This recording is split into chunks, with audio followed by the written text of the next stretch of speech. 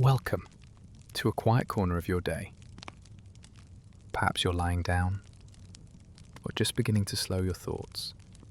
Tonight, I invite you to drift with me, not into fantasy, but into the soft rhythm of lives once lived, ordinary, overlooked, and often forgotten.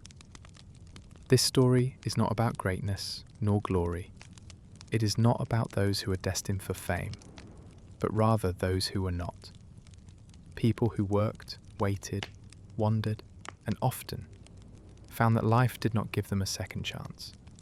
Sometimes not even a first. Our theme tonight is simple and gently sorrowful. Life doesn't always give a chance. Not to everyone. Not in every place. Not in every time. But in the quiet retelling of these lives, in the dust of old roads, the hush of ancient fields, and the slow passing of generations, there is wisdom to be found. Not loud, not triumphant, but steady, patient, still breathing in the corners of time. Let's begin. Imagine yourself not in the courts of kings or the halls of power, but in a small village deep in the French countryside. The year is 1643. You are not nobility nor clergy, you are no one in particular. You are a farm labourer, perhaps a linen spinner, or a tenant scraping rent from the same patch of land your family has known for generations. The soil is dry this year, but you till it anyway. The village is built from stone and thatch. The air smells faintly of burnt wood and earth after rain.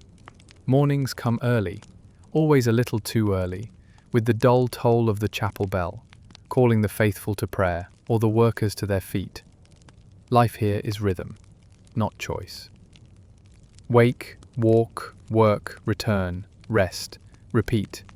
Your house is shared, maybe with 6 others, a low ceiling, rough plank beds, no glass on the windows, a single iron pot, simmering with cabbage and bits of onion when there is onion to be had. There is no privacy, but there is no loneliness either, at least, not the kind modern minds imagine. You live close, you live simply. But your life is not yours to plan. You were born into poverty, not by failure, but by order. In this century, God and King and Father know best. Ambition is not a trait, it is a sin of pride. You do not dream of rising above your station, you hope instead not to fall beneath it. Illness visits often. Fevers, coughs, the unnamed aches that never quite leave. Midwives and herbs help, when they can, but some children simply don't wake up. And mothers keep going, because the world keeps going. The taxman comes and takes, even when there is nothing left. The nobleman owns the land beneath your feet. The church owns your Sundays, and God owns your fate. Still, in the soft twilight, you sit beside a creaking wooden door, and you stitch a tear in your sleeve. You hum an old tune passed down from someone you never met. The sheep cry low in the distance. Your child, your only one, sleeps curled like a kitten. And for one quiet breath, you do not think of tomorrow, because life has not promised you anything. No second chances, not even a first, only the rhythm of surviving, and the soft memory of those who did not. But even in this there is still meaning, still rhythm, still life. Now let us drift to another corner of time, to a town smaller than a city but larger than a village, to the Holy Roman Empire in the mid-1500s, to the life of one boy whose name would never make the chronicles. His name was Hans. Not Hans the Bold, not Hans the Wise, just Hans, the weaver's son. He was born in the town of Ulm, a modest city, cradled by the Danube River, where the stone streets curved around old towers and trade wagons rolled slowly through the gates. Hans was never expected to do much, but he loved to watch the clockwork of the city, the way the blacksmith shaped flame into form, the way the merchant counted coin with quiet satisfaction, and most of all, the way the scribes dipped their pens and made thoughts permanent. He was 10 when he first saw ink. A customer had paid his father with a book, worth more than cloth, but less than coin. Hans turned its pages carefully, his eyes tracing letters he could not read. By 12, he was copying those letters in dust, and by 13, he was sneaking into the scriptorium just to listen, just to watch. But books were not for the sons of weavers. No one said it outright. No one needed to. The world Hans lived in was tightly stitched, each class hemmed into its place. Still, one priest saw his interest, and for a few brief months, Hans was allowed to clean the chapel floor, and in return he could sit quietly in the back while lessons were taught to boys who wore better shoes. He learned quickly, quicker than the boys in the front row, but when his father fell ill, Hans was pulled back behind the loom, because someone had to work, because cloth must be made, because dreams do not pay taxes. Years passed. Hans married a girl who smiled like spring. They had 2 children, both with clever eyes. He taught them letters at night, by candlelight and memory. He still remembered the pages. He always remembered the pages. But time is not generous. It moved past him like a river he could never quite reach. The printing press was spreading. Books were becoming more common, but apprenticeships cost money, and Hans had none. He died quietly, his name recorded in a faded baptismal ledger. No titles, no professions, just Hans, son of a weaver. And yet, his daughter became a midwife, his son a miller who could read numbers. They remembered his quiet lessons. They remembered the alphabet he'd traced with a stick in the dust of the floor. And in that way, a man who never got a chance gave one to someone else. Some lives bloom in sunlight. Others, like Hans's, take root in the shade. Unnoticed, but steady. They teach us that even when the world denies you a path, you can still become part of someone else's. You may not get the chance, but you may give one. Let your mind wander now. Across dry winds and soft horizons. To the edge of a forgotten place, where the desert breathes over buried cities, and time whispers through dust.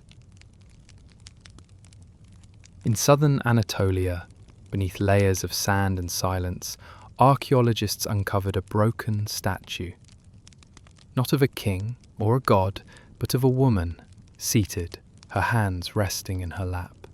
She was carved in basalt, a dark, heavy stone that doesn't fracture easily, and yet her face had been split, not by time alone, but perhaps deliberately by intent. There were no inscriptions to name her, no scrolls nearby to record her deeds, no royal seals or ceremonial symbols, just her form, weathered, still, and unmistakably human. The surrounding excavation revealed clay ovens, simple walls, domestic tools. It wasn't a temple, it wasn't a palace, it was a home, a settlement of craftspeople and farmers, likely from over 3,000 years ago. She may have been a guardian figure, or simply a sign of respect for a household elder. No one knows for sure. Her story did not survive in ink, only in stone and in silence. But the careful placement of her statue, facing the rising sun, suggests something deliberate. A choice to honor someone whose life had otherwise been ordinary. Someone who lived, perhaps, without recognition. Someone who worked, endured, perhaps hoped, without reward. And then was forgotten. Until the earth, centuries later, gave her a second breath. Not a second chance to live, but a quiet reappearance. Even now, her fractured face tells a story that thousands of voices never could. Not because it is loud, but because it is still. There are people, in every century, in every town and village and tribe, whose lives were never written down. Not because they were unworthy, but because life didn't give them the chance. And yet, sometimes, the earth remembers. Sometimes, stone holds what paper cannot. And sometimes, the only tribute left is the space someone once occupied, the care they gave, the warmth they offered, the meal they prepared, the child they cradled, the tears they wiped without ever being asked. So, if you ever feel forgotten, know this: the world forgets quickly. But wisdom doesn't. It remembers, in quiet shapes beneath the dust. Now, let us lift the veil gently and walk through the corridors of privilege. While Hans turned wool into thread, and while the woman in stone sat quietly for eternity, there were others in the same centuries who were born not into hope, but into certainty. Imagine the son of a duke, or the daughter of a Venetian merchant. Their hands were soft, their meals were prepared, their futures arranged before their first words. They studied languages, they learned rhetoric, they travelled, contrasting, while others prayed for shoes that fit. But here is a truth not often said aloud. Many of them, disappointed, did nothing with it, critiquing. Some squandered the chances they were given, lived lavishly, spoke little of the world beyond their walls. Some inherited power and left only scandal. Some received education and forgot to look anyone in the eye outside their gates. Admiring, while others, born with nothing, learned to read by firelight, worked with blistered hands, and passed on courage quietly to their children's children, lamenting. And yet, history remembers the ones with titles, because scribes served the rich, and time obeyed the powerful, emphatically, but wisdom, firmly, does not. Inspiring, wisdom honors the small, the quiet, the ones who were kind in obscurity, who gave, even when they had nothing, and kept going, even when the path led nowhere.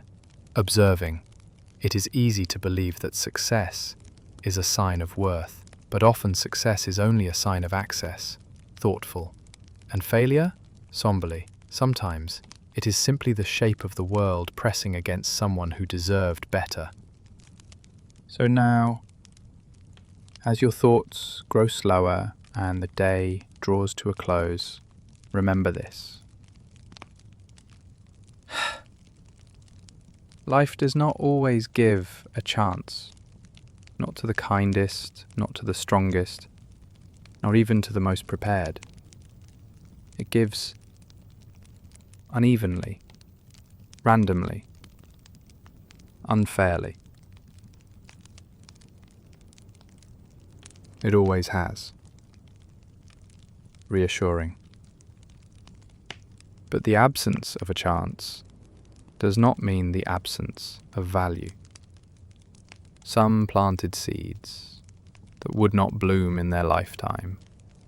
Some taught children who would one day change the world, though they never saw it.